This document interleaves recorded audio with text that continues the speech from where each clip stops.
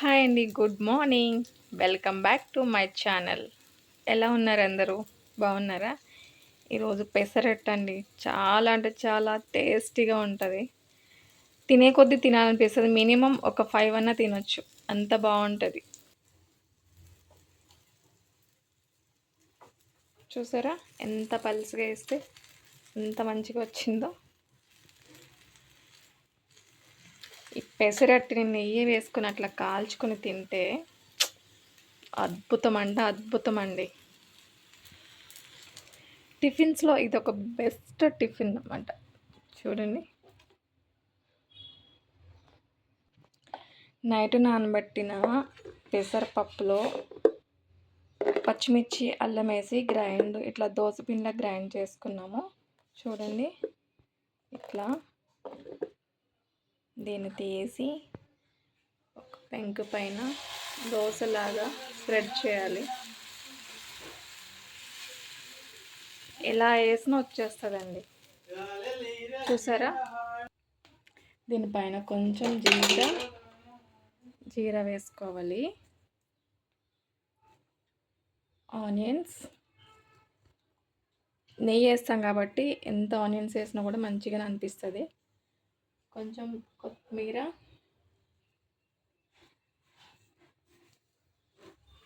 కొంచెం green chillies,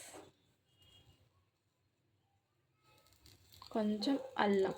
already దాంట్లో అల్లం వేసాం కాబట్టి కొంచెమే టేస్ట్ కోసం. ఇప్పుడు ఫైనల్గా నెయ్యి. దీనిపైన ఎగ్ కూడా వేయచ్చండి. ఎగ్ కూడా చాలా బాగుంటుంది.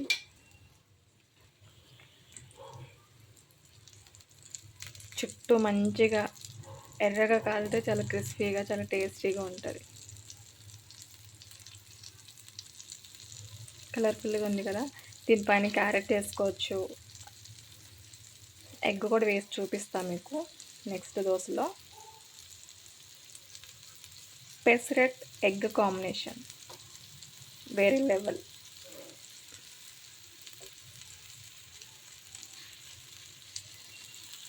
చూసారా సైడ్ ఎంత మంచిగా కాలుతుందో, రెడ్గా. నెయ్యి వేసాను కదా, భలే స్మెల్ వస్తుంది అసలు.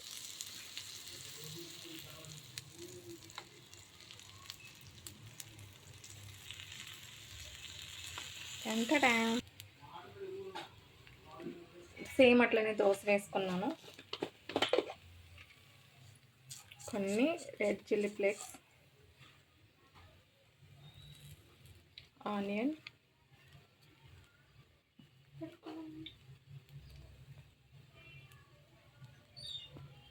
కొత్తిమీర, కొంచెం అల్లం, జీరా,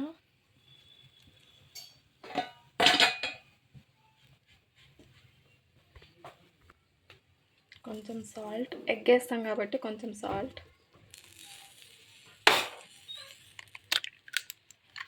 ఇప్పుడు ఎగ్ ఫైనల్గా ఇది మొత్తం మిక్స్ చేస్తే పెసరట్ ఎగ్ దోశ రెడీ. దీంట్లోనూ కూడా నెయ్యి వేసుకోవచ్చు.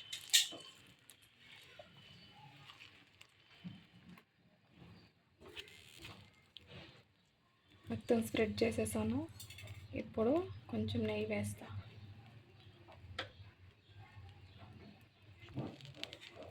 కొంచెం నెయ్యి, ఆయిల్ అయినా వేసుకోవచ్చు.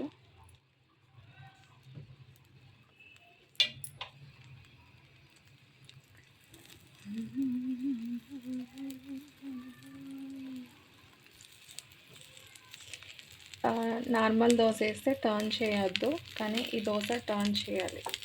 మూత పెట్టుకుని కూడా టర్న్ చేయకుండా కూడా తినచ్చు. బట్ మా ఇంట్లో అట్లా తినరండి, టర్న్ చేస్తేనే తింటారు.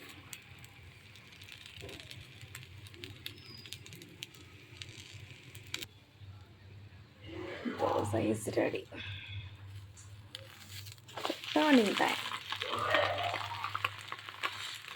ఇది కూడా చాలా ఫ్లఫీగా వస్తుంది.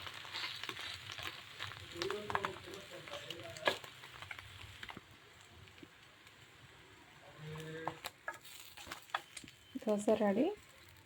ఇది ఇప్పుడు సర్వ్ చేసుకుందాం.